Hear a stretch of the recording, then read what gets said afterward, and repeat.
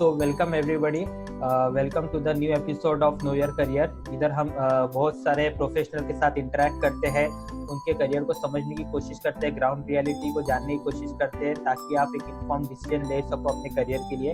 आज है हमारे साथ मिस्टर सागर सिंह, जो एक सीनियर सॉफ्टवेयर डेवलपर है एक स्टार्टअप कंपनी में। उस कंपनी का नाम है V2S Tech Private Limited and he has 5 years of experience in this field.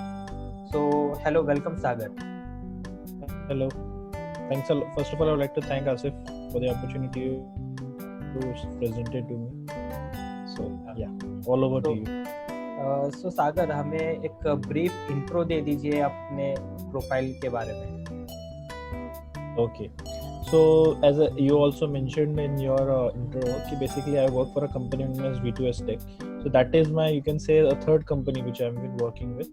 इसके पहले मैंने 2 कंपनी में काम कर चुका हूँ, जिसका नाम है InSolutions Global Private Limited और Vara United करके.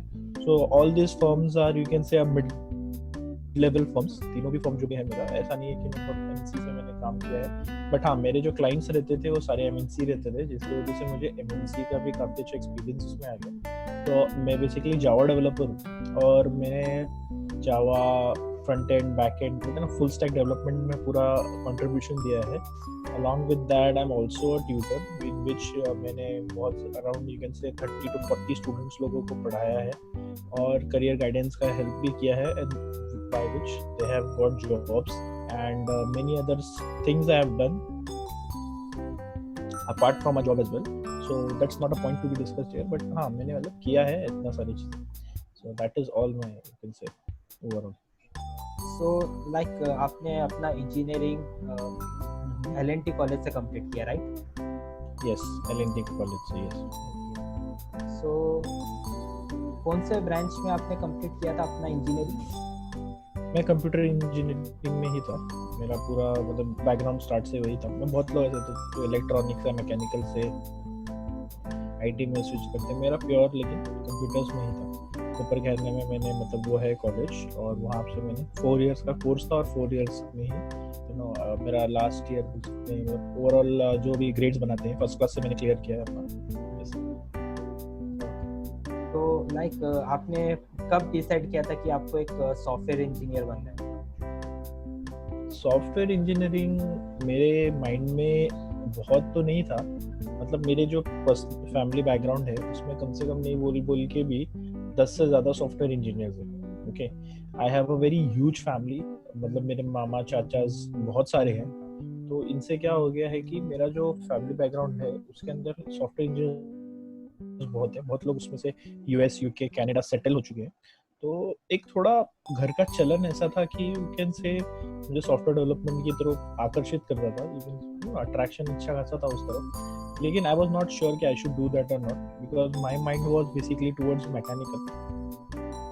बट जैसे कि I was from humble background, तो डैड ने मुझे थोड़ा इंसिस्ट किया कि you can look into this only because you will get a you can say a security kind of thing, because there are more people who are getting more results into. तो result orientation ज़्यादा दिखा था इस stream में. Dad ने बोला कि आप इससे ट्राई करो, क्योंकि मैकेनिकल में मेरे कोई फैमिली बैकग्राउंड में दूर तक नहीं है. तो मुझे बोला गया कि आप इससे ट्राई करो, इससे क्योंकि अगर कल को कुछ रॉन्ग होता है तो there is a guidance, mentorship involved. आपके चाचा मामा कुछ तो आपको कोई तो ऐसा आपको अच्छा प्रॉपर्ली इन्फॉर्मेशन देगा so that you can grow into this stream. मैंने बोला चलो ठीक है, that is also good, because मेरे को कंप्यूटर्स का भी अच्छा नॉलेज था. मैं मतलब बहुत पहले ये सब करता था, तो मुझे थोड़ा वो भी अच्छा आइडिया था. आई थॉट कि let's go with pursuing this field as well. तो आजकल एक ऐसा मीथ है या ट्रेंड है, मैं ये नहीं बोल सकता हूँ, लेकिन बहुत से स्टूडेंट्स का मानना है कि IT field is like growing more fast as compare to the mechanical engineering field. तो इसके ऊपर आपका कुछ कमेंट देना चाहोगे आप?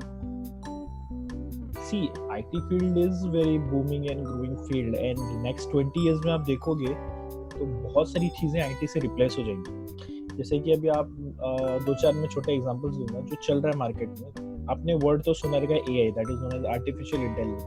उसका यूज़ बहुत सारी कंपनीज जो बेसिक चीज़ें करती थी उनके लिए कर रही. जैसे कि अभी आप अगर देखोगे तो US में इस कोरोना वायरस की वजह से लोग ने नया एक चीज़ निकाला जिसके through they are transferring via a drone medicines जो है due to unavailability of the people of for deliveries and everything they are using hello हाँ सॉरी ऐसे तो उन लोग बोल रहे हैं कि बेसिकली कि हम लोग अगर खुद जाके नहीं दे सकते तो उन लोगों ने ड्रोन सिस्टम चालू किया। ड्रोन सिस्टम की वजह से वो सारे मेडिसिन वहाँ पे पहुँच पा रहे हैं। ओके, तो यू कैन से एक प्रकार का ये जो लॉजिस्टिक्स का है, ओके, वो सारी चीज़ें इससे रिप्लेस हो रही है। सेकेंड चीज़ आप देखोगे तो ऑटोमेटिक कार्स आ रही है, ओके, जो अराउंड 2010 से ही चालू हो गया था और अभी 2018 तक आते आते you can say full fledged two cars आ चुकी हैं जो मार्केट में लोगों ने खरीदी भी है और उसका टेस्टिमोनियल्स बहुत अच्छा है, ताकि बहुत सारी ड्राइवर्स का वो जॉब रिप्लेस हो रहा है उसकी वजह से। तो वो सब आप देखोगे तो ये सब आईटी कर रहे हैं, ओके, और IT is very big field, okay, very big scope है उसके अंदर, बहुत सारी चीजें उसके अंदर नई नई मेंशन होगी। प्रॉब्लम सिर्फ यही आती है कि उसका जो है जो आईटी से वही लोग ज्यादा जुड़ पाते हैं जो इसका बोलते हैं ना ब्रेनस्टॉर्मिंग करने का तरीका बहुत अच्छा होता है, जो ज्यादा सोच पाते हैं mathematical calculations and all those things, तो वो थोड़ा के लिए अच्छा होता है। सो अभी आज के मार्केट के टाइम में अगर कोई फ्रेशर आईटी के फील्ड में जाना चाहता है तो उसका सैलरी एक्सपेक्टेशन कितना रहना चाहिए? सी मेरे हिसाब से, okay, if you are moving towards a, देखो 3 ग्रुप्स की कंपनी मार्केट में इन्वॉल्व कर रही है, ओके। पहली ग्रुप की कंपनी जो है A group, okay, there are huge like in the market, like Deloitte हो गया, okay, JP Morgan, Microsoft, Google, Apple. अगर आप ये सबको देख रहे हो, your target is there, okay, that level का you are looking for and that is also very good thing. But अगर वहाँ पे आप देख रहे हो तो सैलरी एक्सपेक्टेशंस आप रख सकते हो 1 लाख रुपी पर मंथ, ओके, 1 लाख रुपी पर मंथ, 2 लाख रुपी पर मंथ फ्रेशर लेवल पे। I am not talking about senior, okay.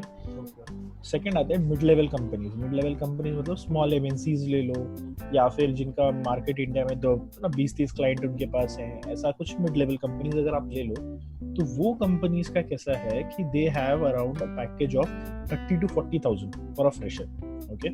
And एक आता है जो थोड़ा सा कम लेवल की कंपनी जो बोलते हैं फ्रेशर स्टार्टअप्स, ऐसे सारे कंपनी, तो वहाँ पे अगर आप फ्रेशरली ज्वाइन करते हो तो यू गेट अराउंड 10 to 15,000 के आसपास का job, okay. So it totally depends कि first of all you need to make your mind, okay, कि आप किसके लिए देख रहे हो, ओके। अगर आप मिड लेवल के लिए देख रहे हो तो कॉन्सेंट्रेट ऑन मिड लेवल। ऐसा नहीं हो कि आप फ्रेशर्स का जाके भी कहीं भी इंटरव्यू देते जा रहे हो, okay, you will waste your time energy और उससे आपको कुछ हासिल नहीं होगा, okay, that is the thing. तो अगर सैलरी एक्सपेक्टेशन आपकी 30 के आसपास हज़ार की है या 25,000 के आसपास की है, do concentrate on mid level companies and there are lots of examples like Accenture, Capgemini and मैंने जिस कंपनी में काम किया था इन सॉल्यूशंस ग्लोबल, वहाँ पर भी है, और भी बहुत सारी XYZ कंपनीज हैं जिन पे आप कॉन्सेंट्रेट कर सकते हो, ओके, और you can make that thing. So if your salary expectation is, sometimes क्या होता है जो as a fresher level we are so much demotivated for our own self कि हमें ऐसा लगता है कि यार कोई भी जॉब मिल जाए चलेगा, कोई भी जॉब, मतलब एक हेड उनका सर में दर्द होता है, आई डोंट नो व्हाई। अगर मुझे जॉब 1 साल बाद भी मिलती है या 2 साल बाद भी मिलती है, इट्स नो सिंगल प्रॉब्लम नहीं उसके अंदर, 1 रुपए का भी उसमें कोई तकलीफ नहीं। बट द थिंग इज कि पीपल जस्ट स्टार्ट थिंकिंग कि यार मुझे इस साल जॉब नहीं मिली तो अगले साल तो मुझे कोई खड़ा भी नहीं करेगा। ऐसा नहीं होता है, you just need to have some kind of patience। पर तो ये पेशेंस जब नहीं रहता तो इससे क्या होता है कि जो मिड लेवल कंपनीज में भी हायर हो सकते थे वो लोग जाके फ्रेशर या स्टार्टअप कंपनीज में हायर हो जाते हैं, which is good at some level, but the thing is कि you always sacrifice your pay, you are doing the same work with a lesser pay, then it doesn't make any sense, so that is the thing। ठीक है। सो एक और question पूछना चाहता था मैं। समझो कोई स्टूडेंट है जो अभी 9th या 10th स्टैंडर्ड में, तो उसे ज़्यादा करके तो टेक्निकल टर्म्स तो पता नहीं होगा, तो मोस्टली आप एक अपने लेमैन लैंग्वेज में, एकदम सिंपल लैंग्वेज में आप उनको समझा सकते हैं कि आपका जॉब क्या है actually as a software developer. अगर 9, 10, 10th में है तो आज के टाइम में शायद आपको पता नहीं, लेकिन बच्चों को टेक्नोलॉजी के बारे में बहुत पता है, okay, they know how to operate. हमारे टाइम में क्या होता था 9, 10, 10th के टाइम में, जब मेरे टाइम में बताता बोल सकता हूँ कि मेरा 9th-10th अराउंड 2005 के आसपास था। उस समय मोबाइल्स जो है वो बहुत ही छोटे पैमाने पे, मतलब बहुत लो टेक्नोलॉजी पे काम करते थे। You can just dial a number, max you can send an SMS, max you can do a calling, that's it, उतना ही उसका काम था। बट आज के जो स्मार्टफोन्स है उसमें एन नंबर फीचर है और इतनी कंपैटिबिलिटी के साथ है कि 80 साल का बूढ़ा भी उसे चला सकता है और 10-12 साल के बच्चे भी चला सकते हैं। मैं तो बोलूँ मेरी जो छोटी बहन है, she is can say around 6 years, वो भी आज उसको चला पाई बहुत ही स्मूथली, बहुत ही अच्छे से। ओके, तो बच्चों को टेक्नोलॉजी के बारे में तो काफ़ी आइडिया है। और अगर मैं अपनी बात बताऊं तो मैं, मतलब जो छोटे बच्चे हैं या जिनको 9th में आपको लगता है कि इनको टेक्नोलॉजी के बारे में बताना चाहिए, तो ऐसा है कि मैं जो सॉफ्टवेयर्स बनाता हूँ बेसिकली, वो जो चीज़ें हैं जो आप लोग यूज़ करते हो, ओके, जैसे कि एक ऐप है, व्हाट्सएप है, ओके, एक ऐप है, क्या बोलते हैं, फेसबुक है, तो मैं उसके अंदर की चीज़ें बनाता हूँ। वो आप सिर्फ ऊपर का ऑपरेट करते हो, आपको अच्छा लगता है। पर आपने कभी सोचा कि व्हाट्सएप पे अगर आपने हाय लिखा है तो वो हाय, समझो मैंने आसिफ को हाय भेजा है, तो वो हाय आप तक, आसिफ तक कैसे पहुंचेगा, मैं वो काम करता हूँ। Okay, I do that. मैं डिजाइनिंग, बैकएंड प्रोग्रामिंग करता हूँ, मैं उसका फ्रंट एंड पार्ट भी बनाता हूँ, मैं उसका UI बनाता हूँ, थोड़ा आपको अच्छा लगे, देखने में फील आए, इमोटिकॉन्स बनाता हूँ। तो ये सारी चीज़ों का मेरा काम है। तो आप बैक एंड और फ्रंट एंड दोनों पे काम करते हैं? यस, मैं दोनों पे काम करता हूँ। दैट्स व्हाई मैंने वही बोला, मैं full stack developer. Full stack developer यही बोलता हूँ कि मतलब मैं front end, back and, database, testing, है ना, ये चारों स्ट्रीम में थोड़ा थोड़ा कंट्रीब्यूशन करता हूँ। बट मेरा majorly contribution front end, back and में ही रहता है। सो एक अगला क्वेश्चन मेरे को ये पूछना है कि आपका मतलब सुबह से, मॉर्निंग से लेके इवनिंग तक क्या आपका डेली एक्टिविटीज क्या रहता है इस करियर में? ओके, देखिए, जैसे कि हम लोग डेली एक्टिविटीज कैसे डिजाइन होता है पहले वो समझ लेते हैं। जैसे कि मुझे एक छोटा सा काम है कि मुझे एक कॉलेज के लिए वेबसाइट बनानी है जिसके अंदर मुझे स्टूडेंट को एनरोल करने के लिए, स्टूडेंट का एडमिशन लेने के लिए एक छोटा सा फॉर्म डिजाइन करना है। कि स्टूडेंट आएंगे, अपना नाम, नंबर, एड्रेस, फोन नंबर, माता पिता का नाम लिखेंगे और वो क्या बोलते हैं, अपना लास्ट ईयर का डिग्री, परसेंटेज जो भी है सब लिख के सबमिट बटन दबाएंगे। समझो ये मुझे एक रिक्वायरमेंट आएगी, ठीक है। तो इस रिक्वायरमेंट को हम लोग पहले ब्रेक डाउन करते हैं, ठीक है।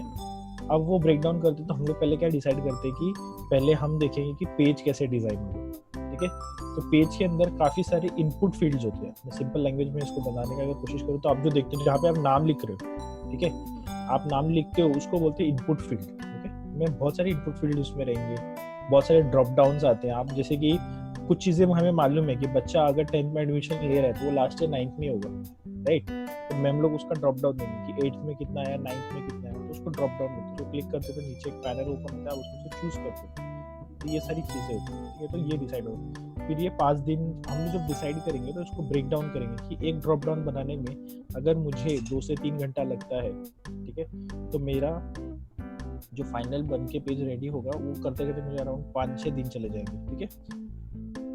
तो ये 5-6 दिन जब चले जाएंगे तो इसमें से हम लोग क्या करते हैं कि उसको सारा ब्रेकडाउन करने के बाद इसको 2 घंटा लगेगा, इसको 3 घंटा लगेगा, फिर इसको पेज डिजाइन करने को, टेस्टिंग करने को, ये सब करने को लगेगा।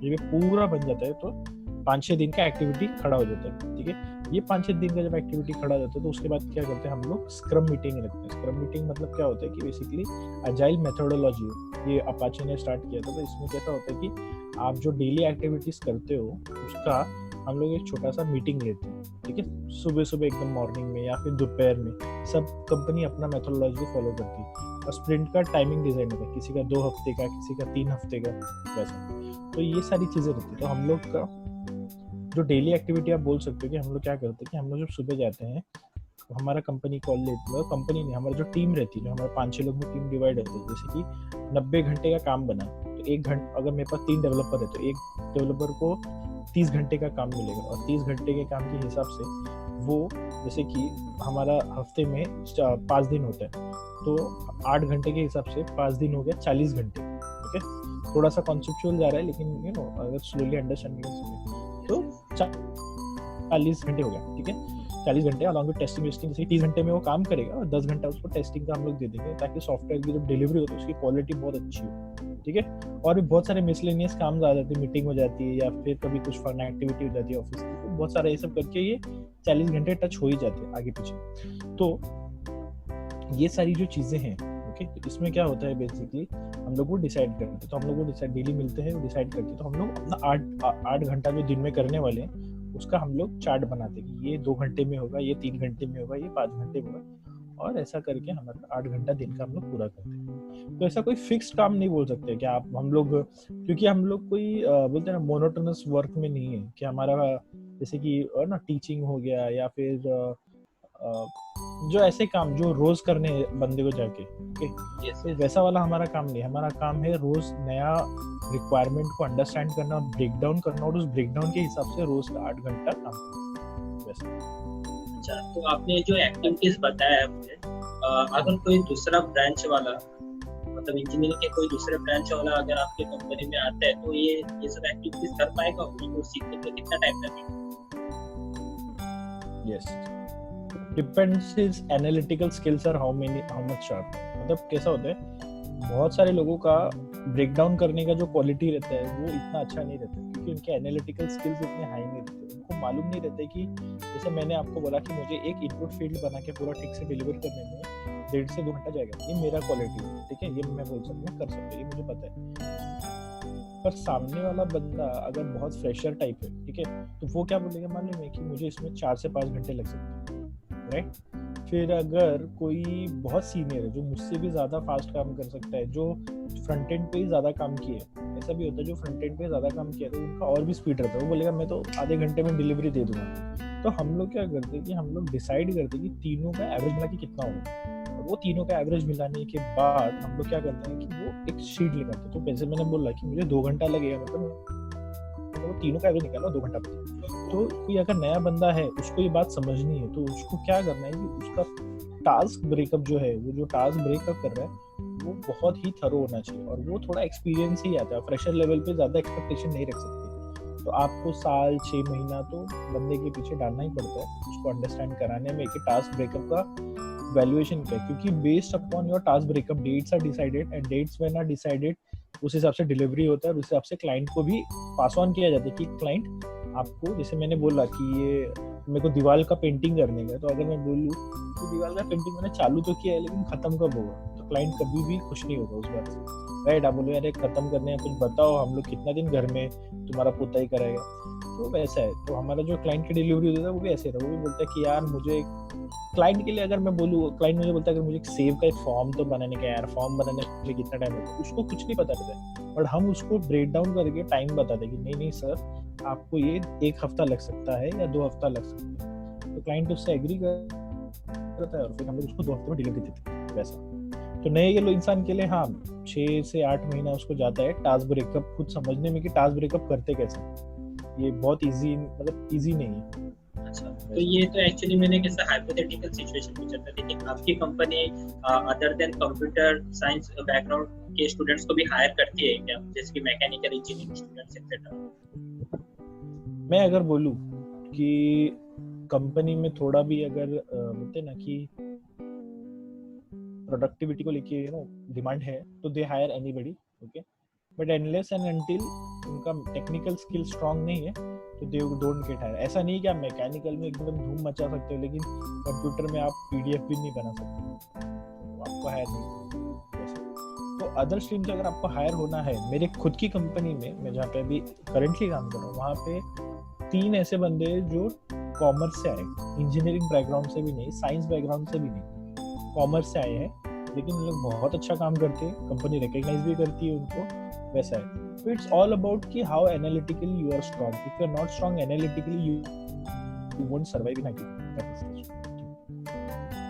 So next question मेरा ये था कि आपकी कंपनी रेवेन्यू कैसे अर्न करती है, like what are the products and services they offer to their clients? Okay, so that is a very, you can say this is a question is like मैं थोड़ा constrain करूँगा, थोड़ा बता, पूरा मैं detailed version नहीं बताऊँगा उसको, I have also some policies to discuss.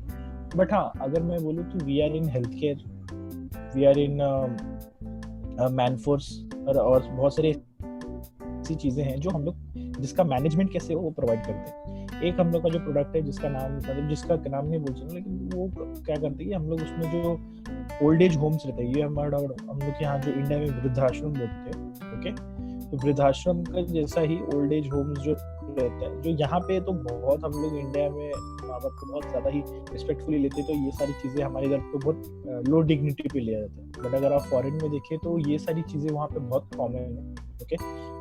तो वहाँ पे जो रहता है ओल्ड एज होम्स, यहाँ पे बच्चे अगर 20-30 साल के आसपास हो गए तो अपने माँ बाप को ओल्ड एज होम में अच्छे से छोड़ के आते हैं, और ओल्ड एज होम वाले भी बहुत ही ज्यादा क्वालिटी के साथ उन लोगों का सेवा करते हैं। उनका परफेक्ट बिलिंग होता है हर माँ बाप का, और उनका बिलिंग होता है कि अगर आपका ये है वैसा है वो, तो उन लोग बिलिंग करते हैं। तो उसमें क्या होता है कि उन लोग जो वहाँ पे रखते हैं, तो वहाँ पे उनका चार्जेस जो उनका जो मैनेजमेंट है वो मैनेज करने के लिए कि पेशेंट को कब खाना देना है, कब पानी देना है, कब दवाइयाँ देनी है, कब उसके कपड़े बदलने, कब नहलाना है उसको, कब वॉशरूम लेके जाना है, ऑल दोस थिंग्स, जो भी सारी उसकी चीज़ें हैं, उसका मेडिकल हिस्ट्री मेंटेन करना है, उसका कब वो केयर होम में आया, कब वो केयर होम से बाहर गया, ओल्ड एज होम में कितना दिन वो था, वो किसी और ओल्ड एज होम से तो आया नहीं है ना, ये सारी चीज़ें। या फिर जो पेरेंट्स के साथ उनको, जैसे कि जिन्होंने अपने पेरेंट्स छोड़े वो उनका रिकॉर्ड ले सकते हैं हर डे, तो ये सारी चीज़ें हम लोग करते हैं। सो नेक्स्ट क्वेश्चन ये था कि आपका एवरेज वर्किंग आवर्स कितना होता है, एंड आप कुछ कमेंट करिए आपके वर्क लाइफ बैलेंस के। ओके, मेरा average working hours is 9 to 10. Okay, I have made a strict policy for my self, because as a fresher I was bit मैंने वर्किंग आवर्स को इतना वैल्यू नहीं दिया, और वो बहुत ही ज्यादा एक्सटेंड होता था। थोड़ा सा अगर आप फ्रीडम दो तो कंपनी है और लोग हैं वो थोड़ा खींच लेते हैं। बट एज सेड कि work is never ending process, okay, एक काम खत्म होगा तो दूसरा काम रेडी रहेगा। तो ऐसा नहीं है कि आप अपने लाइफ को पूरा स्पॉइल करके काम में घुस जाओ, ओके। तो you should have that attitude, you should have that kind of restriction, you should have that kind of way of speaking. ऐसा नहीं हो कि तुम एकदम एरोगेंट भी हो जाओ और बोल दो नहीं मैं अभी मेरा 7 बज गया, घर जाने का टाइम हो गया, अब मैं काम नहीं करूँगा। You shouldn't be that arrogant as well, but there should be a way of communication, okay. I will give you one very good example that happened in the office. There was a girl who got hired in the company, and he was been extended from 9-10 in the late evening, okay.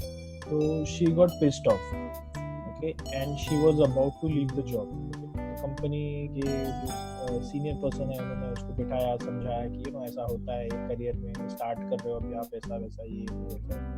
तो उसने बोला कि sir do one thing, okay, just give me one good reason of extending the work. तो उन्होंने मतलब बोला कि ऐसा होता है कि क्लाइंट की डिलीवरीज रहती है, ऐसा वैसा ये वो वैसा। तो शी टोल्ड कि हम क्लाइंट को दिन में रिकॉर्ड कितना भेजते हैं। तो उन्होंने बोला कि 8 आवर्स काम करने का हम लोग रिकॉर्ड भेजते हैं। तो बोली कि मेरी तरफ से उनको 4 आवर्स का ही भेज दो, 4 आवर्स में मैं एक्सटेंड करके 6-7 घंटा काम करके मैं घर चली जाए कभी, तो मेरा टाइमिंग तो वही रहेगा, अब मुझे थोड़ा सैलरी कम दे दो। तो बोलते हैं कि नहीं ऐसा नहीं होता ये वो, देन आई कांट। तो फिर कंपनी ने सोचा कि किसी कंपनीज को भी प्रॉब्लम होता है, हमें लगता है कि हमको कंपनी वैल्यू नहीं करती, तो कंपनीज को भी प्रॉब्लम होती है, क्योंकि नया रिसोर्स फिर बिठाना, 6-7 महीना उसको सिखाना, फिर वो प्रो वर्जन में जब आता है तब उससे अच्छे से काम निकाल पाते हैं, ओके। तो ये सारी चीजें हैं। तो वर्क लाइफ बैलेंस अगर आप मेंटेन करना चाहो तो आप अपने सीनियर से अच्छे से बात करो, बट ऐसा नहीं हो कि आपके अंदर क्वालिटी नहीं है और फिर भी आप बोल रहे हो कि नहीं यार मुझे घर जाना है, okay, you are not in a school. अगर आपको कोई काम असाइन होता है और वो आपके एक्सपेक्टेशन लेवल से ज्यादा है, मैंने बोला ना टास्क ब्रेकअप यहाँ भी बहुत काम आता है। अगर हमने अपने बॉस को बोला कि ये मैं आज के दिन का 8 घंटे का काम ले रहा हूँ, तो मैं 8 घंटे का ही लूँ। ऐसा नहीं हो कि मैं 15 घंटे का काम ले रहा हूँ और बाद में शाम को बोलूँगा कि मैं ये सब कर लूँ, तो वो बॉस के नजर में आता है। Take 8 hours work and you feel like कि मैं 8 आवर्स में उसको कंप्लीट करूँगा। ऐसा नहीं हो कि आपने बोला 2 घंटे बट कुछ इश्यूज आने लग गए, बहुत सारे प्रॉब्लम्स होने लग गए, ठीक से नहीं हो रहा था, तो you took it at 12-15 hours, okay. तो वो भी मतलब बॉस को भी फिर बहुत एम्बैरेसमेंट होता है, क्योंकि उसके ऊपर भी कोई बैठा रहता है ऐसा। तो अगर आप वर्क लाइफ बैलेंस मेंटेन करना चाहोगे तो यू शुड। और आसिफ आपकी इतनी अच्छी वीडियो है how to leave office early, ऐसा कुछ जो टाइटल देता है, you should definitely share them मैं तो रेकमेंड करूंगा सबको, बहुत अच्छे व्यूज भी हैं उसके कि आप कैसे काम को डिवाइड करते हो, you know, eat the frog first, और बहुत सारे नगेट्स जो हैं आसिफ के, वो मुझे बहुत काम आए थे. तो I would definitely recommend everybody to have a watch of that video as well. Okay, so next question मेरा ये है कि like most exciting and most interesting part क्या है आपके जॉब का? सी, बहुत इंटरेस्टिंग अगर मैं बोलूँ मेरे जॉब का, तो ये है कि जब मुझे नया काम आता है, नया काम मतलब जो मेरे रेडार में नहीं है या मैंने वो काम नहीं किए, ठीक है.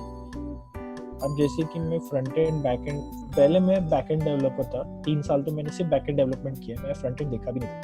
तो जब मुझे फ्रंट एंड आया, then I came to know, मतलब तब मुझे ज़्यादा मजा आया. बहुत पेन होता था स्टार्ट में, तब मेरे डिलीवरीज टाइम पे नहीं हो रहे थे, थोड़ा मैं मैनेजर के नज़र में आ रहा था, बट और उसमें क्या हो रहा था कि बहुत ज़्यादा हेल्प भी नहीं मिल पा रही थी. लेकिन जब मैंने उसको फुल फ्लेज किया तब मेरा मजा आने लगा. तो when you get something new in the company, like I am working on XNZY technology, और मुझे कोई नया R टेक्नोलॉजी आ जाता है या S टेक्नोलॉजी आ जाता है और तब वो मुझे करने को मिलता है, then that is exciting. But अगर मैं रेगुलर काम कर रहा हूँ तो वन टाइम मतलब ऐसा कोडिंग होता है, मतलब आप बहुत सारे लोगों को पता ही होगा कि ऐसा कोडिंग होने लगता है कि आप टाइप कर रहे हो और कोड होते जा रहा है, मतलब मैं उसमें दिमाग नहीं लगा रहा हूँ, बस छोटा मोटा इधर उधर इफ एल्स देख ले रहा हूँ कि हाँ ऐसा हो रहा है.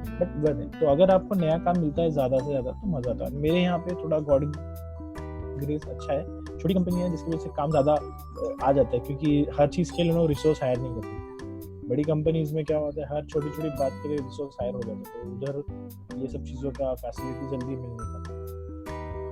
So that is it. Next question भी लाइक मोस्ट बोरिंग पार्ट क्या है आपके जॉब? मोस्ट बोरिंग बोल सकते हो, रोज जॉब जाना ही बोरिंग है. You know, all those thing is like, but because see as a IT developer I think अभी जैसे कि कोरोना ने सच्चाई दिखा दी कि वर्क फ्रॉम होम बहुत अच्छे से हो सकते हैं. कंपनीज वहाँ बुला के हमारा जो टाइम एनर्जी वेस्ट हो जाता है तो वो बंद हो जाए तो वो अच्छी बात है.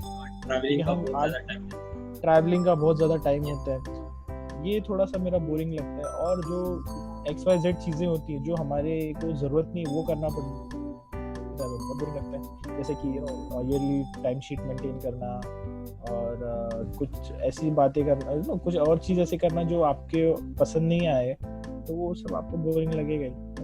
ये सब तो सागर आप एक स्टार्टअप में भी काम कर चुके हैं और एक like full-fledge MNC type company में भी काम कर चुके हैं, तो आप क्या मतलब डिफरेंस होता है एक स्टार्टअप में और एक एमएनसी में?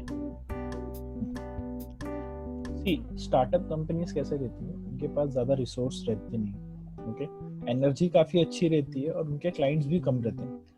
बट तो इससे क्या होता है कि जब वो कंपनीज को कुछ भी काम आता है ना तो they are just in a hurry to deliver it, okay, so that they can catch the client. Okay, वो बहुत हरी में हो जाते हैं कि यार ये तो देना ही है, ये तो करना ही है. तो स्टार्टअप कंपनीज का जो बेनिफिट ये मैं अगर बोलूँ तो वो बहुत कम टाइम में बहुत ज़्यादा आउटपुट निकालने का जो वो आपको एक्सपीरियंस मिलता है ना ये लाइफ में, वो कहीं और नहीं मिलेगा. एमएनसी प्रेशर भी बहुत ज़्यादा होता है, and your reporting is like 1 or 2 only reporting. जैसे मेरा बताऊं तो मेरे ऊपर एक टीएल है, उसके बाद सीधा कंपनी का ओनर ही, यू नो, तो that difference is very less. तो कंपनी का ओनर तो ऑलवेज एक्साइटेड रहेगा because he is working on his own baby, उसका खुद का बिजनेस है, तो लाइक उसका खुद का बेबी है तो वो हमेशा एक्साइटेड रहता है. और उसके बाद सीधा मेरा टीएल है, TL is like answerable to him every time, तो वो हम पे वो प्रेशर तो काफी रहता है. एनएससीज में क्या इतनी हायरार्की रहती है, यू नो, टीएल है, फिर मैनेजर है, फिर एसोसिएट्स है, फिर वीपी है, फिर एवीपी. मतलब ओनर का शायद मैं तो बहुत लोगों को देखा हूँ कि उन्होंने जॉब करके उन्होंने करियर भी खत्म कर लिया, ओनर का शक्ल आज तक देखा भी नहीं कंपनी में कौन है, ओके, ऐसा. तो ये सारी चीजें हैं. तो स्टार्टअप कंपनी का ये बेनिफिट हमको हमेशा मिलता है कि we are always in a way to, we are like pushed every time. और ये पुश की वजह से क्या होता है, एक टाइम ऐसा आता है कि आपकी स्पीड को बहुत ज्यादा फर्क पड़ता है. You even don't know, you get frustrated sometimes, but आपकी स्पीड को बहुत इफेक्ट करता है. मतलब आप जो काम करते हो, काम करने का जो प्रोसेसिंग है माइंड में इतना फास्ट हो जाता है, क्योंकि हमारा जो माइंड है वो हमारे कैपेबिलिटीज से ज्यादा है, हम जितना सोचते हैं उससे बहुत ज्यादा है. बट द थिंग इज कि we don't get that push in life, okay. To do that. But अगर हमारे पर कोई ऐसी कंपनी में हम लोग काम करें जहाँ पे ये पुश मिलती रहती है तो वैसे, और always they are ready to adopt new technology, because उनको अपने आप को मार्केट में उतारना है, प्रमोट करना है, तो वो हमेशा नया टेक्नोलॉजीज को लाते रहते हैं, जिसकी वजह से क्या होता है कि आप नया टेक्नोलॉजीज बहुत जल्दी सीखते हो। एमएनसीज में क्या होता है, प्रोडक्ट बन चुका रहता है और वो बहुत ह्यूज हो गया रहता है, बहुत बड़ा एलिफेंट हो गया रहता है, तो अगर मुझे उसको चेंज करना तो इतना ईजी नहीं है ना, कंपनीज एग्री नहीं करेंगे, तो आपको झक मार के वही टेक्नोलॉजी में काम करना है। और बैड लक का ये होता है कि एमएनसीज में आप कभी भी बेंच पे आ सकते हो, ओके, मतलब आप बैठे हो 2 महीना 3 महीना कोई काम नहीं, आप लेफ्ट राइट मुंह दिखाते हो, इंटरनेट पे सर्फिंग करते हो, घर जाते हो। ऐसा भी होता है कि पूरा दिन आपको कुछ काम नहीं, और ऐसा होने के लिए 1.5-2 महीने कुछ काम नहीं, ऐसा भी होता है। बट यहाँ पे जहाँ पे छोटी कंपनी, तो आपके पॉइंट ऑफ व्यू से बेंच पे रहना is it a good point और बैड पॉइंट?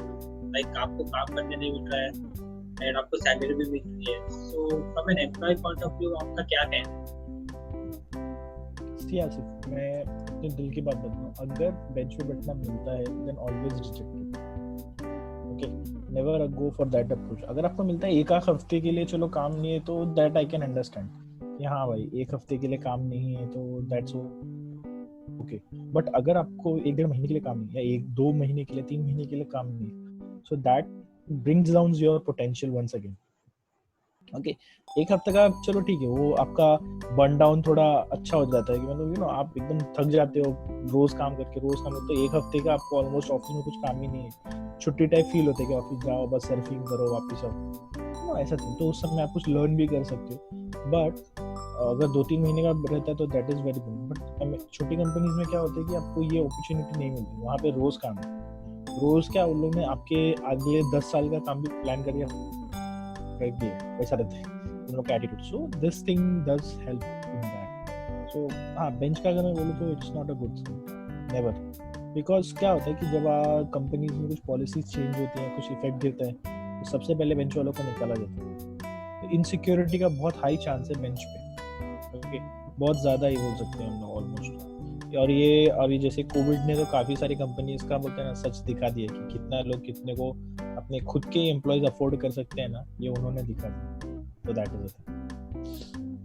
सो ऐसा होता है कि स्टार्टअप कंपनीज में अगर आप सीनियर पोजीशन में हो तो आपको एम्प्लॉय स्टॉक ऑप्शन प्लान में इंक्लूड किया जाता है, यानी कंपनी के शेयर्स आपको मिलते हैं और सर्टेन वेस्टिंग पीरियड होता है, ऐसा होता है। अगर स्टार्टअप बहुत जल्दी बोल सकते हैं, जो अभी चालू है, कुछ ऐसा 1.5-2 महीने पहले चालू है, 1 साल पहले चालू है, या आपके कुछ फ्रेंड्स चालू कर रहे हैं और उनके साथ एज एन एम्प्लॉय ज्वाइन हुए, आप बिजनेस ओनर नहीं ज्वाइन हो रहे, तो आपको बहुत ज़्यादा चांसेस रहता है कि आपको स्टेक वैल्यू मिल जाए। बट स्टेक वैल्यू मिलने का लालच की वजह से भी आप कोई भी कंपनी ज्वाइन मत करो, क्योंकि हर स्टार्टअप में मैंने देखा है कि वो नेक्स्ट 2-5 साल में बंद हो जा रही है। प्रॉब्लम क्या हो रहा है कि उनका जो विजन है वो इतना बड़ा नहीं है जो स्टार्टअप कर रहे हैं। उन लोगों के पास पैसा है या पावर है या कुछ तो ऐसी है जिसकी वजह से उन्हें स्टार्टअप कर तो देते, बट उसको रेगुलर बेसिस पे कैरी करना बहुत बड़ी बात है, वो नहीं कर पाते लोग। और जिसकी वजह से क्या होता है कि एज एन एम्प्लॉय आप सोच के वहाँ जाते हो और आपका 2-3 साल वैन निकल जाता है। और मैंने देखा है कि और दूसरी कंपनी, जो पहली कंपनी अगर बंद हो रही है, उसके एम्प्लॉय जब दूसरी जगह जॉब मांगने जाते हैं तो उन लोग क्वेश्चन ये पूछते हैं आपकी कंपनी बंद क्यों हुई, है ना, ऑल दोस थिंग्स। और अगर वो ठीक से आंसर नहीं दे पाते या फिर बता नहीं पाते, और अगर बंद हो रही थी तो उसमें फिर आप काम क्या कर रहे थे, तो वो नेगेटिव इंप्रेशन थोड़ा गिरता है। तो you should be very much sure कि आप जिसके अंदर जा रहे हो वो कंपनी में दम है क्या, जो आपको कम से कम नहीं बोल के 2-3 साल तो आपका वजन उठा सके। सो लाइक सागर, अभी एज अ सॉफ्टवेयर इंजीनियर जब आप जॉब पीरियड पे हो तो खुद को अपडेट करने के लिए आप क्या करते हो? डेली एक्टिविटीज आप क्या सीखते रहते हो? मेरे को अगर कुछ लगता है कि ना जॉब में मेरा जो है, तो मैं हमेशा पहले तो अपने आप को रेगुलर अपडेट तो करना ही पड़ता है, क्योंकि आप आईटी में हो और आप रेगुलर अपडेट नहीं हो रहे तो आप मार्केट से कब बाहर हो जाओगे आपको खुद पता नहीं चलेगा। ये मैंने एज अ फ्रेशर लेवल बहुत बड़ी गलती की कि मैं अपने आप को अपडेट नहीं कर रहा था। मैंने 2-3 साल साल अपने आप को बोल सकते हैं अपडेट किया ही नहीं, जो कंपनी का काम था वही करता था। जब मैं कंपनी चेंज करने पे जब देखने गया तो वहाँ पे तो देखा तो बाबा दुनिया भर के बहुत आगे लेवल का क्वेश्चन पूछ रहे होंगे, लोग एक्सपेक्ट करे कि इसको ये आना चाहिए, इसको वो आना चाहिए, ऐसा आना चाहिए वैसा। मैं बहुत पीछे था, मुझे ऐसा लगा कि बहुत गलती हो गई। तो उस टाइम से मैंने फोकस किया, और मैं उस समय क्या करता हूँ, उसके बाद में हर दिन यू कैन से ऑलमोस्ट 1 or 2 hours एक्स्ट्रा बैठ के सुबह के टाइम में लर्न करता हूँ, कुछ ना कुछ नया टेक्नोलॉजी के बारे में पढ़ता हूँ। भले वो मेरे स्ट्रीम का नहीं हो, लेकिन फिर भी मैं उसको थोड़ा सा पढ़ता हूँ। और जो मेरा जो टेक्नोलॉजी जो खुद पे मैं जिस पे काम कर रहा हूँ वो तो रेगुलर बेसिस पे पढ़ता हूँ। तो आप अपने जो है क्वालिटी टेक्नोलॉजी, मैं बोलता हूँ ना, कोई भी जब ज्वाइन करता है ना तो उसको फुल वो टेक्नोलॉजी नहीं आती। जैसे कि अगर मैं बोलूँ मैंने जावा पे ज्वाइन किया, लेकिन मेरे को जावा फुल नहीं आता था। कंपनी में एक इंटरव्यू का लेवल, एक बंदा 1 घंटे में आपको इवेल्युएट नहीं कर सकते। बहुत ऐसा टाइम होता है कि उसके क्वेश्चंस और आपके आंसर्स क्लिक हो जाते हैं बस, और आप हायर हो जाते हो। बट इसका मतलब ये नहीं कि आपको पूरा जावा आता है, आपको बहुत फोकस करना पड़ता है, बहुत स्टडी करना पड़ता है उसके अंदर मेंटेन करने के लिए। आज बोलूँ तो अगर जावा के बारे में अगर मैं बोलूँ तो आज भी मैं बोलूँ तो जावा इतना बड़ा है कि मुझे उसका कम से कम नहीं बोलते तो भी 30 to 40% ही आता है। फुल फ्लेज बोलते हैं ना, वैसा जावा नहीं आता। तो ऐसी सारी चीजें हैं। तो वैसा है, तो आपको रेगुलर बेसिस पे अपने आप को अपडेट करना पड़ेगा। Make a time for yourself every single day to study, है ना। और क्योंकि क्या होता है, हम लोग शाम को अगर नहीं करते हैं तो वो बहुत दिन तक नहीं कैरी हो सकते, क्योंकि कभी कभी हमारा शाम का टाइम एक्सटेंड हो जाता है, कभी हम थके होते हैं, कभी पार्टी रहती है, कभी किसी का बर्थडे। बट मॉर्निंग में कुछ नहीं है, morning is always empty. Morning में आपका दिमाग शार्प रहता है, मॉर्निंग में आप बहुत फ्रेश माइंड फील हो, रिलैक्स्ड रहता है। तो आप मॉर्निंग में ज़्यादा अगर स्टडी करते हैं 1 या 2 hours तो बहुत अच्छा रहता है। सो आपका जो पहला जॉब लगा था आपको एज अ प्लेसमेंट लगा था कॉलेज से? नहीं, मैंने naukri.com पे उसको सर्च किया था। कॉलेज से आपको प्लेसमेंट नहीं हुआ? नहीं, कॉलेज में हमारा जो 3 प्लेसमेंट आया था वो जो था वो उसमें मैंने एक में क्रैक किया था, बट वो कैसा पुणे में जॉब दे रही थी, मैंने वहाँ पे ज्वाइन नहीं किया। मैं मुंबई से हूँ तो मैं मुंबई का कुछ रहेगा तो, और बाकी 2 के लिए मैं प्रिपेयर नहीं था, नर्वस एंजाइटी ऐसा कुछ था मेरे अंदर, बोल्ड नहीं हो पा रहा था कि मैं इंटरव्यू जाके दूँ। I didn't face those interviews. So as a fresher उसे कौन से इंटरव्यू क्वेश्चंस के लिए प्रिपेयर रहना चाहिए अगर उसे मतलब कॉलेज के थ्रू जॉब चाहिए? ओके, तो फर्स्ट ऑफ ऑल देखिए, आप जो इंटरव्यूज के लिए जाते हैं, okay, there is always a set of questions for that company. Okay, आप अगर देखोगे कोई भी 2 इंटरव्यूज सेम नहीं होते। भले मैं जावा के लिए जाता हूँ, लेकिन मुझे हर 2 जगह अलग ही चीज सुनने को मिलती है। उनके क्वेश्चन सेट एकदम अलग होते हैं, पहले वाले के क्वेश्चन सेट एकदम अलग होते हैं, but they at some level 20 to 30% जो रहता है क्वेश्चन सेट सेम रहता है। ओके, मैं बोलूँ अगर आपका मेंटली बहुत प्रिपरेशन नहीं है जावा के में, तो आई विल डेफिनेटली बोलूँ कि you should go out in the market and give interviews and get rejected, no problem. See, सिर्फ मुंबई की अगर मैं बात करूँ तो 600+ IT कंपनीज है, तो कहीं ना कहीं तो जॉब मिल जाएगी। ओके, और एक सेट ऑफ क्वेश्चंस ही है। ओके, अगर आप बोलो तो 30-40 क्वेश्चंस हैं जो लोग पूछेंगे, उसके अंदर ही पूछेंगे। हर लेवल पे अपना सेट ऑफ 20-40 क्वेश्चंस रहता है, वही पूछेंगे। बट वो 20-40 ब्रेक डाउन करने के लिए या समझने के लिए या उसको पाने के लिए we need to visit for 2-3 interviews every time.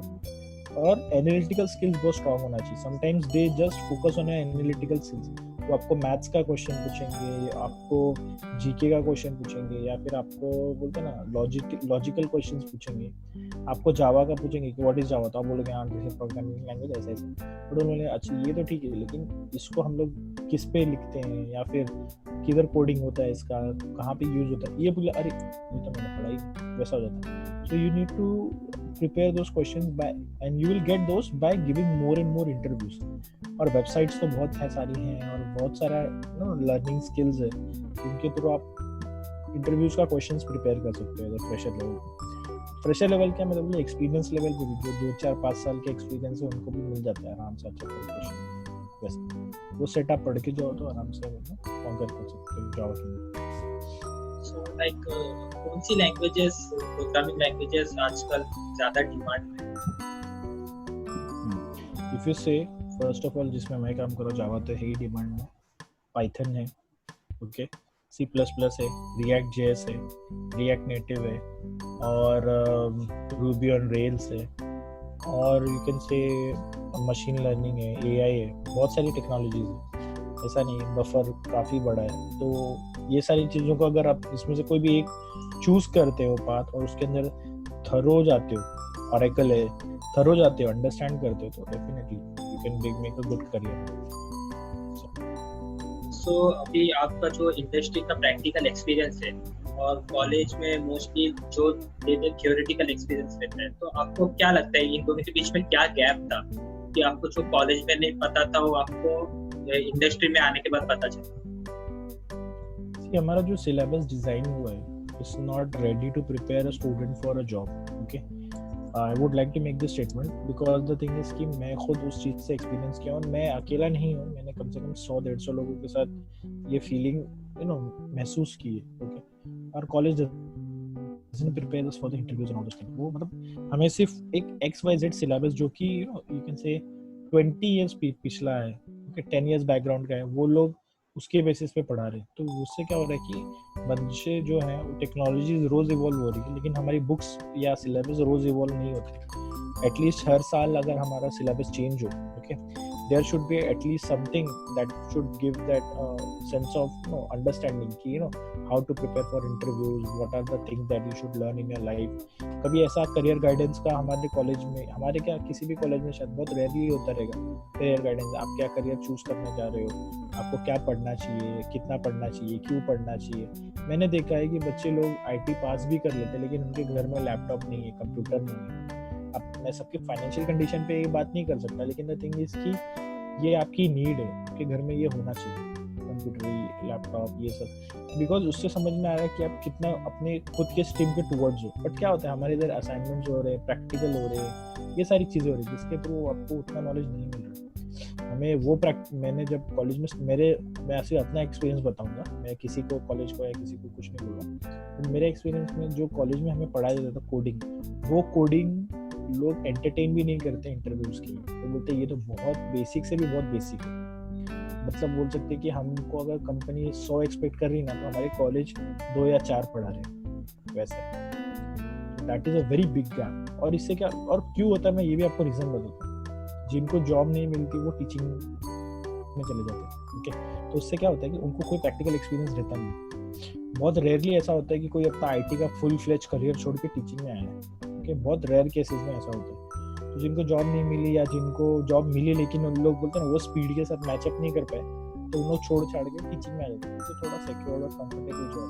तो उससे क्या होता है कि उनको ज़्यादा नॉलेज नहीं रहता है, उनको नहीं मालूम रहता है कि इंडस्ट्री क्या डिमांड कर रही है। तो इस हिसाब से उन लोग कॉर्पोरेट ट्रेनिंग्स नहीं देते बच्चों को। और कॉलेज में ये भी थोड़ा बच्चों की भी गलती है कि वो लोग कभी इनिशिएटिव नहीं लेते। हम बहुत एक्साइटेड रहते हैं कॉलेज का फेस्ट करने के लिए, कॉलेज में फंक्शन, कल्चरल एक्टिविटीज़ और XYZ पता नहीं क्या क्या नाटक होते हैं, मैं तो सब में पार्टिसिपेट नहीं करता था, बट ये सब के लिए बहुत एक्साइटेड रहते हैं। बट अगर लॉजिकल बातों पे आगे कि आप इंटरव्यूज़ के लिए क्या करो, उसके लिए कोई एक्साइटमेंट रहता है। कभी किसी को देखा कि हम लोग ने इंटरव्यू कैंपेन चालू किया अपने कॉलेज में, नहीं करते, राइट। कोई बच्चा आके आपको ये नहीं बोलेगा, बट हाँ आप बोलो कि नाच करने का है और DJ बुलाने का है तो सब लोग आ जाते, मैं वो ऑर्गेनाइज करूँगा या ये सारी चीज़ें। तो वो है, ये प्रॉब्लम है थोड़ा। तो थोड़ा बच्चों का भी प्रॉब्लम है और थोड़ा टीचर्स का भी प्रॉब्लम है, जिसकी वजह से कॉलेज में वो गैप है। और अगर मैं बोलूँ 4 साल आप किसी कॉलेज में रहते हो या 3 साल आप किसी कॉलेज में रहते हो, अगर 3 साल में वो आपको चाहें तो आपको एक प्रो वर्जन करके मार्केट में उतार सकते हैं। और मैं बोलूँ जो मैंने आपको बोला ना, फर्स्ट लेवल ऑफ कंपनीज, उसमें आपको जॉब दिला सकते हैं, but that is the gap and that is going still on in the market. That's why I would recommend anybody, if they want to start a career in IT, they are really serious about it. क्योंकि मैं देखता हूँ कि लोग career के लिए serious नहीं है, इसलिए वो सिर्फ डिग्री पाना चाहते हैं। डिग्री पाने के बाद सीरियस होते हैं। अब डिग्री तो मिली यार, आप क्या करें, आप जॉब के लिए भागो इधर उधर, वो कोर्स करने लग जाते हैं, वो वीडियोस देखने लग जाते हैं, वो थोड़ा एक्साइट हो जाते हैं क्योंकि अब उनके पास ऑप्शन नहीं है। 4 साल तो मजा मार लिए, अब क्या करेंगे दादा, वैसा फीलिंग आता है उनको। तो वो सारी चीज़ें, तो अगर वो उनको नहीं करना है, वो उनको अगर बचाना है वो टाइम जो आफ्टर जॉब का इनसिक्योरिटी फील नहीं करना है, जॉब के बाद अगर उनको जॉब चाहिए, A1 कंपनी में, तो लोग को फर्स्ट ईयर से ही चालू कर लेना चाहिए अपना इंटरव्यू प्रिपरेशन या फिर जॉब प्रिपरेशन। ओके, भले उनको शायद टेक्नोलॉजी नहीं समझे उस लेवल पे, लेकिन उनको होता है ना, वो लूप में घूमते रहना चाहिए। एक बार नहीं आएगा, 2 बार नहीं आएगा, 4 बार नहीं आएगा, लेकिन आएगा, कभी ना कभी तो आएगा। तो वैसा तो सो लाइक फाइनल क्वेश्चन मेरे को ये पूछना है कि जो भी यंग जनरेशन है, जो अभी फ्रेशर्स इंजीनियर्स है कॉलेजेस में, तो ऐसी क्या एक्टिविटीज करना चाहिए प्रैक्टिकली जो उनको आगे जाके इंडस्ट्री में काम आ सके? सबसे पहली बात, अगर उन लोग जिस भी करियर को परस्यू करना चाहते हैं, उनको अपने आप को पहले देखना पड़ेगा कि मैं इस करियर के लिए फिट हूँ कि नहीं। Career in the sense not in, जैसे कि आईटी में है तो आईटी करियर ही लेगा, वो तो पता है सबको, लेकिन आई थिंक इसकी उसमें भी बहुत सारी चीज़ें, जैसे कि वो फ्रंट एंड डेवलपर अच्छा हो सकता है, उसको विजुअल्स देखने में बहुत मज़ा आता है, तो वो फ्रंट एंड का अच्छा काम कर सकता है। किसी को ज़्यादा फ्रंट एंड ना बटन का कोई भी कलर उसको मजा नहीं आता, तो बैक एंड डेवलपर अच्छा बन सकता है। किसी को फ्रंट एंड बैक एंड आता ही नहीं, ठीक है, तो वो डेटाबेस का अच्छा सीख सकता है। अगर उसको डेटाबेस भी नहीं समझ रहा है तो वो टेस्टिंग में जा सकता है, उसको टेस्टिंग भी नहीं समझ रहा है तो वो ऑपरेशंस में जा सकते हैं। बहुत सारी ऐसी चीज़ें हैं। तो फर्स्ट ऑफ ऑल उसको अपने आप को पहले इवैल्यूएट करना पड़ेगा कि मैं किस लायक हूँ, ओके। वो इवैल्यूएशन होने के बाद फिर उसको इवैल्यूएट करना पड़ेगा कि मैं कौन सा टेक्नोलॉजी लर्न करूँ। अगर जैसे उसने इवैल्यूएट किया और उसको लगता है कि यार मैं बैकएंड अच्छा करता हूँ, तो बैकएंड में अगर वो देखे तो बहुत सारी टेक्नोलॉजी, C++ है, C# है, जावा है, पाइथन है, बहुत सारे ऐसे टेक्नोलॉजी। तो अगर उसको वो सब लगता है तो वो बोलेगा कि हाँ यार मेरे को इसमें करियर अपना फुल फ्लैश परस्यू करना है, तो वो उसके बारे में लर्न करना चालू करे। और वो ऐसा लर्न करे उसको पहले तो ये देखना कि सबसे बेस्ट कोचिंग कहाँ मिल सकती है। या तो वो यूट्यूब पे ले या तो वो कोर्स करे। मैं वो हाईली रिकमेंड करता हूँ कि कोर्स भी वो ना करे तो अच्छा ही है। वो अगर यूट्यूब पे और उस पर सीखे तो भी फ्री में वो अच्छा खासा डेवलपर बन सकते हैं। हमें ऐसा लगता है कि हम कोर्स कर लेंगे तो ही बनते हैं, ऐसा कुछ नहीं होता है। फ्री में भी अच्छा खासा डेवलपर बन सकते हैं। तो वो ये सब करे और उसके बाद उसको लर्निंग करने के लिए बहुत सारी ऐसे चीज़ें निकाले जो उसको उसके अंदर डेप्थ में लेके जाएंगे। और उसके बाद अगर वो लर्न अच्छा कर लेता है, और सेकंड थिंग जो करे वो है अपना लॉजिकल स्किल्स बहुत बढ़ाए। लॉजिकल स्किल्स बढ़ाने के लिए आप चाहिए तो ना मल्टीप्लिकेशन ज़्यादा करो, आप हिडन चीज़ें ज़्यादा ढूंढो, मिस्ट्री की चीज़ें ज़्यादा ढूंढो। वो सारे बहुत सारे रहते हैं जो आपको वेबसाइट्स पे मिल जाते हैं, लॉजिकल एनालिटिकल स्किल कैसे बढ़ाना है। तो उससे क्या होता है कि आपका माइंड बहुत शार्प बनता है। तो जब आप कोडिंग करने बैठते हो तो आपको बहुत सारी चीज़ें ना, कोडिंग इज नॉट लाइक कि you are typing something, it's about how fast you are processing the brain to get that answer and that answer you write on that, तो that is a coding, okay. हम लोग जितना सोच सकते हैं ना beyond the limit. अभी जैसे कि मैं कई लूप लिख रहा हूँ, लूप अभी पता होगा कि फॉर लूप रहता है जिसके अंदर हम एक ही कोड को रिपीटेटिवली लिख सकते हैं इटरेशंस के लिए। तो अगर मैं फॉर लूप लिख रहा हूँ और मुझे मालूम है फॉर लूप का आंसर 4 इटरेशन जाना चाहिए, तो मुझे वो चारों इटरेशन मेरे मन में आना चाहिए कि फर्स्ट में आएगा, सेकंड में, थर्ड में। तो मैं फिर वो कोड में लिखता हूँ, वो मैं भाषा में लिखता हूँ। तो I need to process my able to process my mind. और अगर प्रोसेसिंग नहीं होती है माइंड की तो आप आईटी करियर में जाके भी सक्सीड नहीं कर पाओगे। थोड़ा दिन इधर उधर करोगे फिर निकल लोगे वैसे। So you should always focus 2 things. First of all, learning about the technology which you want to pursue career every single day. I would recommend every single day.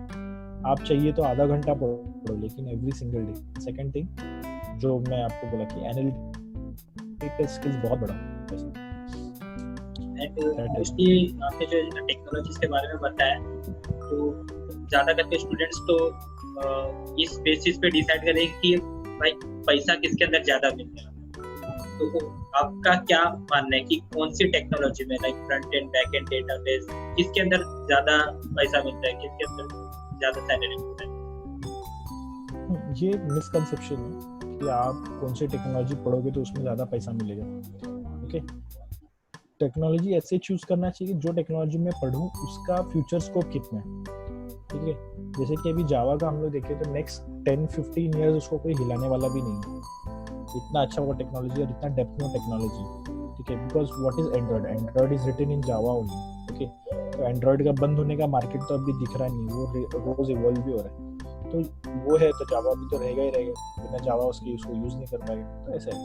तो थिंग इज कि आपको ये देखना है कि कौन सा टेक्नोलॉजी का मार्केट बहुत बड़ा हो रहा है, ओके। Every day you need to go visit and देखना। तो अभी आप देखो तो एआई का मार्केट बहुत बड़ा हो रहा है, आईओटी का मार्केट बड़ा हो रहा है, जावा का है, पाइथन का है, इनके मार्केट्स बहुत बड़े हैं, ठीक है। तो ये टेक्नोलॉजी बनती है। तो हम लोग को ऐसा लगता है कि किसमें ज़्यादा पैसा ज़्यादा मिले, तो वैसा कुछ नहीं रहता है, ठीक है। हर प्रोडक्ट में अच्छा खासा पैसा है, बट आपको ये देखना है कि उसका मार्केट कितना बड़ा है। अगर जितना ज़्यादा बड़ा मार्केट, तो उतना ज़्यादा आपको अच्छा सैलरी मिलने का चांस तो रहता है। छोटा मार्केट है उसका तो फिर भी आपको मिलता है, ऐसा नहीं है कि छोटा मार्केट है तो पैसा कम मिलता है, बट उसका फ्यूचर स्कोप ज़्यादा नहीं रहता। तो आप 5 साल 10 साल तक उसको कैरी करोगे, फिर आपको जाके कुछ और लर्न करना ही पड़ेगा टेक्नोलॉजी, तो वो थोड़ा पंगा रहता है उसका। सो अभी एक और क्वेश्चन पूछना था कि वो ग्रोथ प्रोस्पेक्ट क्या होते हैं लाइक सॉफ्टवेयर इंजीनियरिंग में, जैसे कि जब वो fresher as a fresher start करते हैं तो उसका डेजिग्नेशन क्या होता है, तो आगे जाके कितना क्या डेजिग्नेशन बनते जाते हैं, आप हायरार्की बता सकते हो? ये तो हर कंपनी का अलग अलग रहता है। एक अगर देखा जनरल जाए तो इन जनरल वही रहता है कि आप पहले सॉफ्टवेयर ट्रेनिंग से स्टार्ट करते हो, फिर सॉफ्टवेयर डेवलपर बनते हो, फिर सीनियर सॉफ्टवेयर डेवलपर बनते हो, फिर उसके बाद टीएल बनते हो, टीएल के बाद मैनेजर बनते हो, मैनेजर के बाद आप सीनियर मैनेजर बनते हो, सीनियर मैनेजर के बाद वीपी बनते हो, एवीपी बनते हो, फिर वीपी बनते हो, एंड गॉड ग्रेस अगर बहुत अच्छी चल गया तो आप सीईओ भी बनते हो। हाँ, एवीपी तक जाने तक आपको काफी सारा चांस अपॉर्चुनिटी रहता है, थोड़ा सीईओ का लफड़ा रहता है। ये लाइक आफ्टर 5 to 10 years जब वो एज अ फ्रेशर ज्वाइन करता है तो वो कितना सैलरी एक्सपेक्ट कर सकता है like after 10 years of experience in this field? 10 years के एक्सपीरियंस के बाद तो आराम से वो महीने का 1.5 से 2 लाख रुपए एक्सपेक्ट कर सकते हैं। अगर उसने अपने आप को 10 years उसके अंदर अच्छे से काम किया है, तो ज़्यादा इधर उधर जंप नहीं मारा है या ज़्यादा आराम नहीं किया है लाइफ में कि हाँ चलो अब तो एमएनसी, अब तो आराम करेंगे, वैसा वाला एटीट्यूड रहेगा तो शायद इतना नहीं मिलेगा। बट हाँ, अगर ढंग से काम किया बंदे ने लाइफ में और उसने हमेशा अपने आप को टेक्नोलॉजी से कनेक्टेड रखा है बहुत अच्छी तरह से, डेफिनेटली 1.5 से 2 लाख रुपए कहीं नहीं गया उसके जिंदगी। सो थैंक यू सागर हमारे साथ जुड़ने के लिए, आपने बहुत ज़्यादा अच्छी नॉलेज दी है हमारे स्टूडेंट्स को। Thanks a lot always. और कुछ रहेगा किसी को अगर पर्सनली भी गाइडेंस का कुछ प्रॉब्लम रहेगा तो you can just approach me. Asif has my number, so you can pass you on. I can put your Instagram link in the description. Instagram link it's okay, or WhatsApp also okay, no problem for me, anything whatever you feel comfortable with. Okay, I can put your WhatsApp number in description. Is it okay? Sure, no problem, you can. Thank you Sagar, it was nice talking. Okay, thanks a lot Asif, all pleasures mine. Okay.